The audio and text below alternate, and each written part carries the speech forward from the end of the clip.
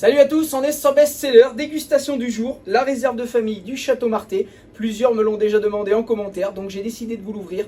Le millésime 2020 que je viens de recevoir, donc on va goûter ça ensemble, ça va être génial. Allez, c'est parti, j'ouvre la bouteille.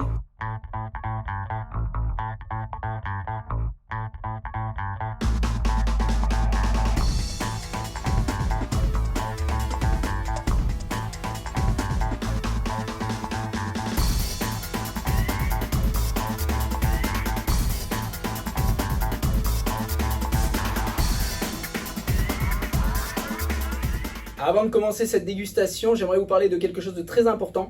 Je pense changer un petit peu le concept de mes vidéos pour une raison très simple. En réalité, quand j'ai commencé à faire mes vidéos il y a 4 mois, les températures étaient plus ou moins négatives. Du coup, on avait des températures moyennes dans mon magasin qui tournaient entre 10 et 14 degrés. Et c'est vrai que ces conditions avaient tendance à rendre les vins plus austères, plutôt acides, moins favorables à la dégustation. Un autre point que j'ai pas su maîtriser, c'est le temps d'aération. C'est vrai que souvent j'ouvre les bouteilles et pour une belle présentation vidéo, je tiens à les laisser dans la bouteille pour les verser dans le verre. Et en réalité, je pense que soit il faudrait que j'ouvre les bouteilles la veille pour qu'elles soient plus aérées, ou au contraire après l'ouverture directement la carafer. Il m'est arrivé plusieurs fois de faire des vidéos, de trouver les vins plutôt acides ou plutôt austères avec une aromatique un peu fermée, et je me suis rendu compte en les dégustant le soir avec une bonne température, avec 2-3 heures de plus d'aération, et qu'on avait des vins nettement plus ouverts, on retrouvait des choses en plus qu'on n'avait pas, et en réalité ça crée vraiment une vraie frustration parce qu'il n'y a qu'une seule représentation pour la vidéo. Une fois qu'on a ouvert la bouteille, qu'on l'a servi et qu'on a fait la vidéo, on ne peut pas reprendre les choses, et en réalité notamment sur le dernier, sur le vin marocain que j'ai trouvé un peu acide, et en réalité le soir servi à une belle température, était juste extraordinaire, n'avait plus aucune acidité, l'équilibre était devenu parfait et il était vraiment extraordinaire en fait, et on avait vraiment un festival aromatique, on avait vraiment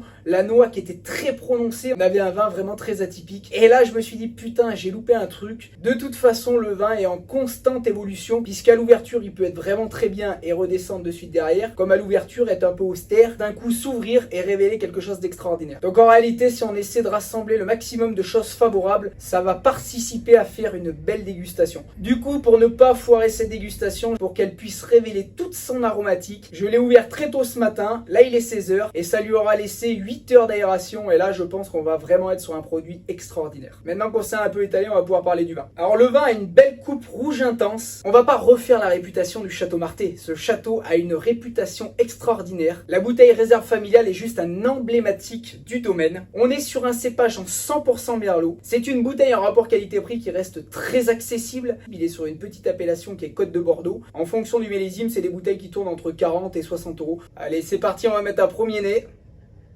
On a un petit peu de tabac, légèrement truffé, marqué par les fruits noirs, beaucoup de mûr. Le nez est très sympathique, hein. Bon, après s'être donné envie, on va le goûter.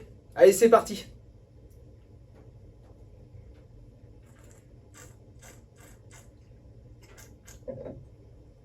Extrêmement sympa. Beaucoup de complexité dans ce vin, une profondeur intense, on a de la mûre, des fruits noirs confits, une légère petite touche truffée, on a un petit goût de châtaigne, un petit peu de groseille, on va retrouver ce côté un peu tabac des vins de Bordeaux. On a une trame aromatique qui est très fine, des tanins plutôt souples en bouche. Le vin est délicat, il y a un beau retour, la longueur est belle. Sur les années un peu solaires, on peut avoir le merlot qui peut être un peu plus sucré. Là pour le coup, l'acidité, le sucre, tout est bien contrôlé, l'équilibre est beau. Du coup, c'est vraiment un très beau produit, beaucoup de profondeur dans le vin. On a un vin vraiment charpenté. C'est vrai que le millésime 2020 a fait de belles réussites, c'est un très beau millésime. Et par rapport aux millésimes différents que j'ai pu goûter, notamment le 2017 et le 2019, je ne saurais pas comparer au 2017 car ma mémoire m'a fait défaut de l'aromatique du millésime 2017.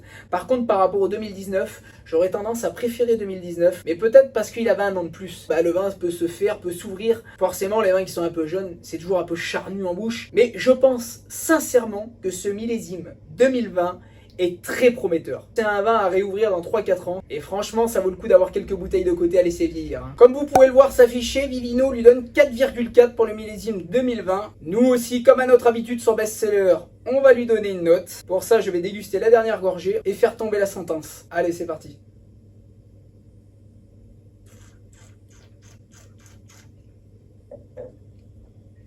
Je vais lui mettre la note de 4,3, ce qui est une très belle note. C'est un vin très prometteur à regoûter dans quelques années. En tout cas, j'espère que cette vidéo vous aura plu. Je vous dis à très bientôt sur Bestseller pour une prochaine vidéo. À bientôt tout le monde.